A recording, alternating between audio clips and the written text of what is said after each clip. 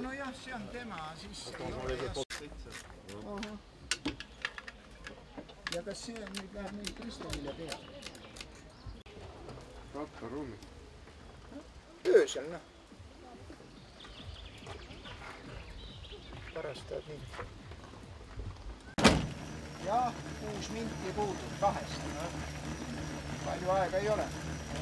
Natuke veel, ma ei tea küll.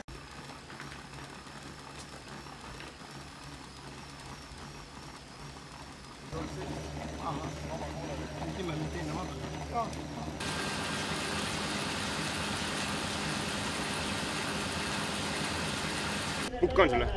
Ei tee sooja? Ma ei sõida. Võtad särgi maha ja läks või? Minu soeva saab ma teeb 2 tundi on siin sooja teinud juba.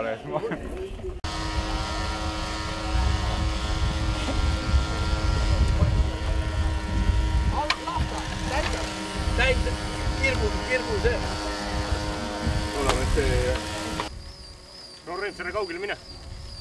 10 mintse.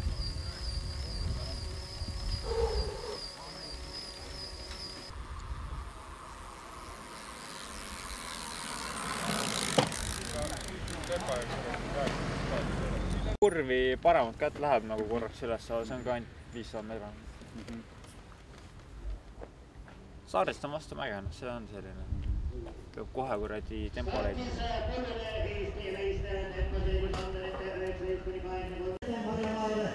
20 sekundi.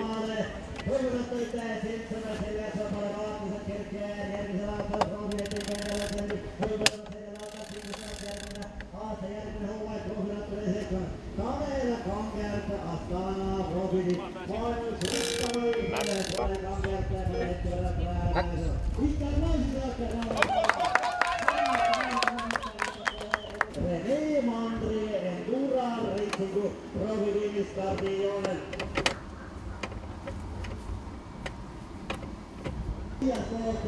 Siit aastat tagasi 25 videoautoja tõusmas ja tegemist on maailma ühe kultuga Kerte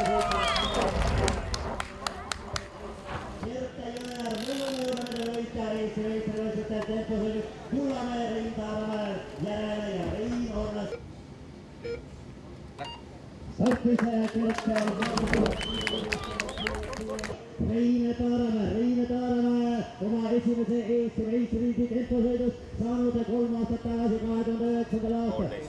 Tanel Kangert, René Mandri, Kerste Jõer ja Reine Taaramäe, kes selle Tour de France'ile Prantsuse peakooli eelmisel aastal lõpuprotokollis 11 koos etapivõitu ei tulnud. Laine proovitiimist saab mõne hetke pärast stardiõiguse. Ja Reine Taaramäe siit aga tulemas tänase sõidu individuaalviisjad ja tulemas ka täna Eesti meister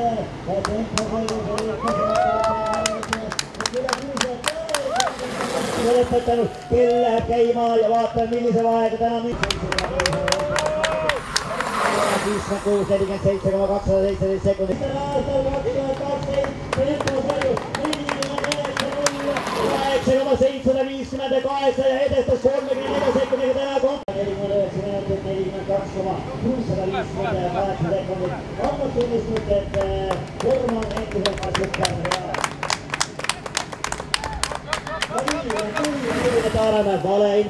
No nii, René Mandri, palju õnne täna Eesti meistrivõistlustel temposõidus pronksmedal ülitipp tegijate Reine Taaramäe ning Tanel Kangerti järel.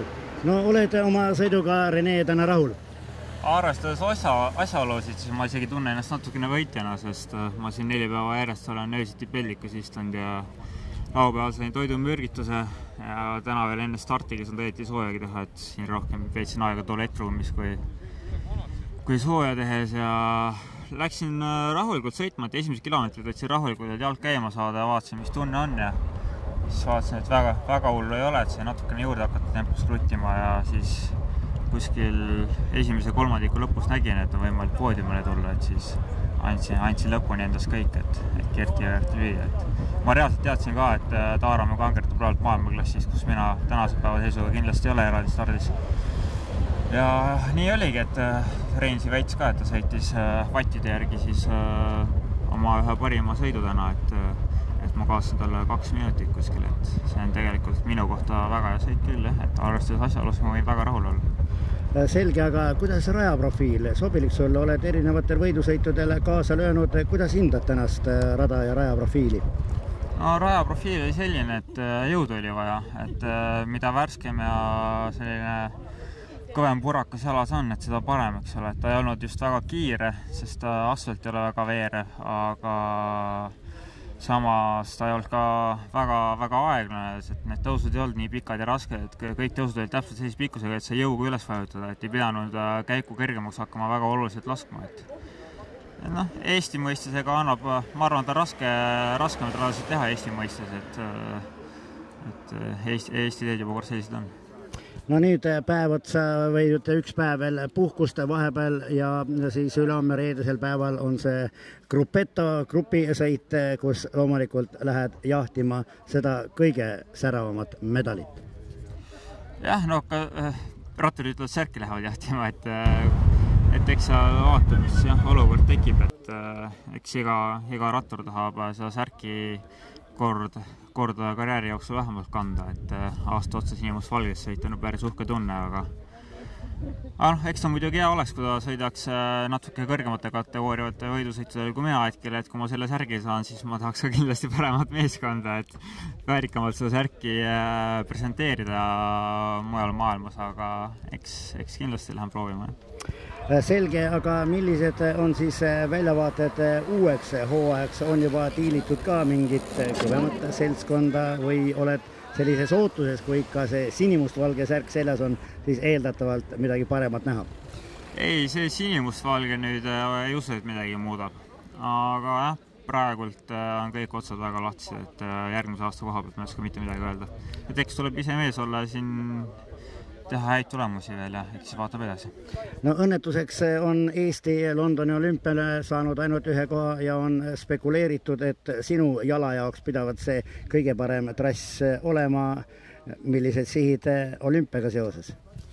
Ei, selge on see, et ma olen väga motiveeritud olümpiaks, et mul väga palju kõrgetasemega võidusõitu hooaja jooksul just ei ole ja et kui selline võimalus tekib, siis kindlasti prooviksin 100% endast anda olümpial, et nüüd on veel 6 aega jäänud ka, et kui siin selektsiooni teada saab, et kui peaks mina see õnnelik olema, siis kindlasti annan endast kõik, et parimas hoos olla. Ja no või suur eeskuju 20 aastat tagasi Lauri Barcelonas 5. koht, Barcelona olümpial igati kõva sõna, miks mitte üle lükata?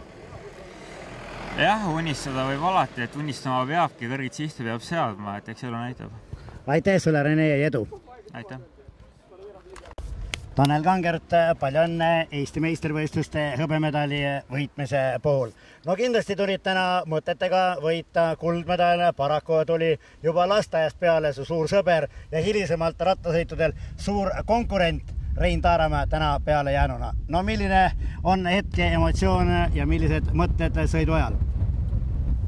Algus olin veidike pettunud, kui teada sain, et täna võitu ei tulnud, ega nüüd nagu on aega juba olnud ära niimoodi ja tegelikult mul pigistasin sellest kivist viimase välja oli, mis veel sealt tulla oli, et Reinul ei ole muidugi häbiasi kaotada ka ja see kaotus ei olnud nagu nii suur, et mul midagi katastroofilist nüüd juhtunud oleks siin paari päevaga ja tuleb täna leppida, täna edasi.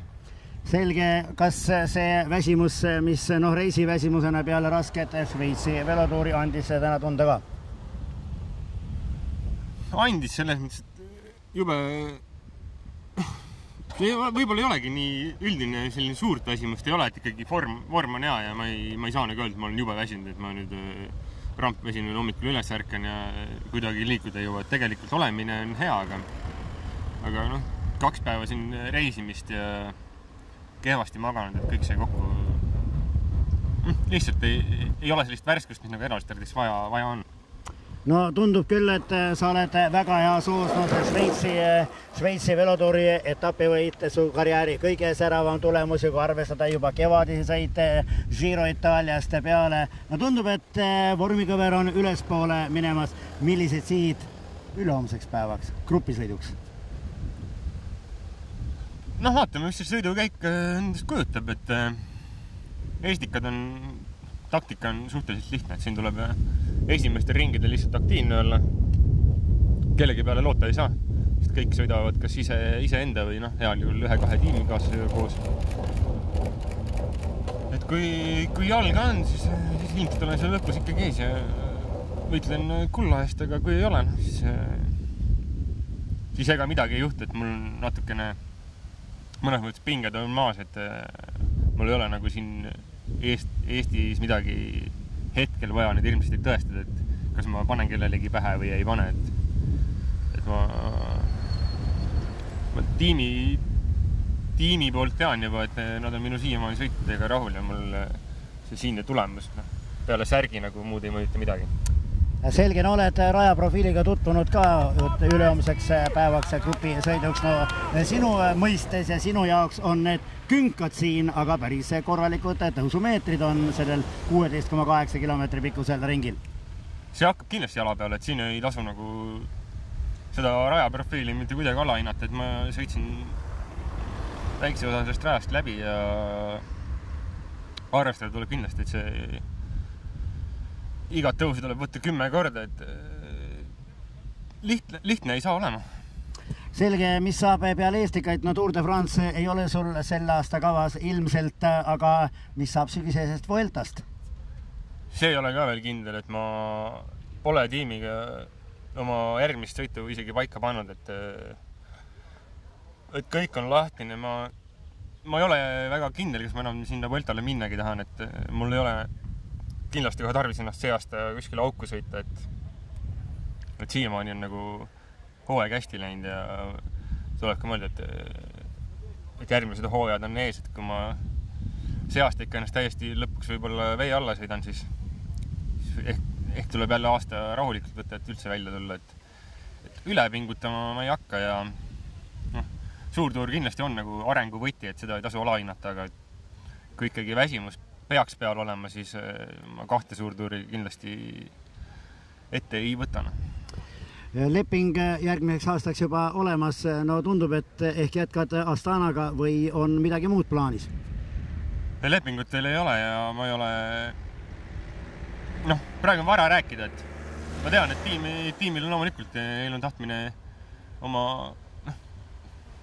sõitjaid, kes on nagu hooaega juba hästi alustanud, on alati tahavad hoida ja mul natukene juttu olnud, aga täna ei ole mul luba ega vajadust ka rääkida oma tulevikust. Aitäh sulle, Tanel, ja edu ülehomseks päevaks! Rein Taaramäe, 3.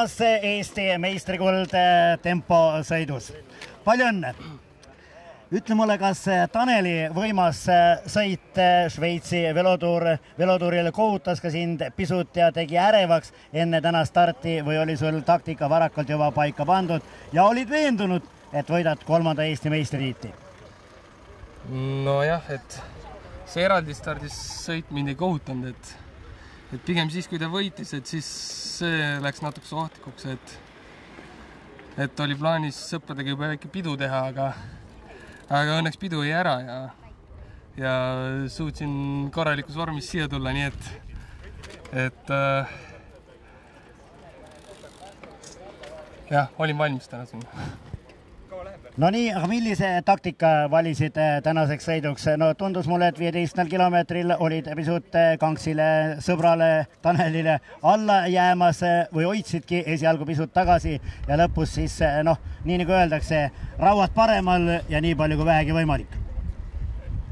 No mul on juba üsna palju kogemusi eraldi stardis ja ma olen väga palju maailmas suutnud selliseid häid sõite teha ja ma tean, kuidas sõitma peab ja suutsin selle kõva pingutuse käigus siiski kogu aeg hoida mõistuse kaine ja võtsin algusest peale ühtlase tempo, et mitte kuskil ei kiirendanud, et näiteks Gert Jõeäär oli esimese 6 kildi järel vist liider täiesti ja siis vajus Gert ära ja poole maa peal kaotasin Tanelile paar sekki, vaatasin, et ohoo, et poiss liigub päris hästi, et mõtlesin, et mina jätkan oma tempoga, et ehk Tanel väsib ja nii läkski, et Tanel väsis ära ja kui lõpuni oli seal pea 10 kilomeetrit, siis kuulsingi, et 15 sekki on juba edu ja siis ma olin oma võidus juba kindel, sest powerit tal oli. Selge, aga ees on ju veel grupisõit ja 10 päeva on su eks selle hooaja olulisema sõidu Tour de France'ini aega jäänud. Tundub, et su vormikõver on tõusuteel ja oled oma kevadistest hädadest lahti saanud? Nojah, et ega need hädad ongi kasuks tulnud, et olen saanud puhata ja natuke see jõuvarusid koguda. Et on olnud ka piisavalt aega, et ennast vormi viia ja täna sain siin enesekindlust, et ma olen õigel teel ja ma ei olnud ka siin päris puhanud, et nädalavahetusel pingutasin kõvasti trenni teha ja siiski selle väikse väsimuse pealt oli tunne ikkagi väga hea, et kui siin natuke see pärast Eesti meistrivõistlused puhkust peale võtta, siis peaks Tour de France'iks asi veel parem olema. No nii, aga ülehomme on siis grupisõit. Millise ülesande Pomod on andnud tiimist? Kas tuleb ka grupisõidus sinimustvalge särk välja heidelda? Cofidis on jah juba siin ammusest ajast nii-öelda Eesti särgiga harjunud ja kiidetakse ka neid Eesti särgi värve, nii et jah, on ikka ülesanne antud küll, et too siis särk meile jälle, et Selge, aitäh sulle, Rein, ja edu ülehomseks sõiduks ja loomulikult nondeks sõitudeks, mis 3 nädalat vältavad. Ma usun ja loodan, et 100 000 eestlased istuvad telerite taga, vaatavad seda mängu ja rääkimata nood 100 miljonit televaatajad üle maailma. Jah, istuge telekas, jah. Ärge tööl käige ja jooge siis pokaalsampus, kui põhjust on ja usun ja loodan, et põhjust on. Aitäh sulle, Rein! Jah, aitäh!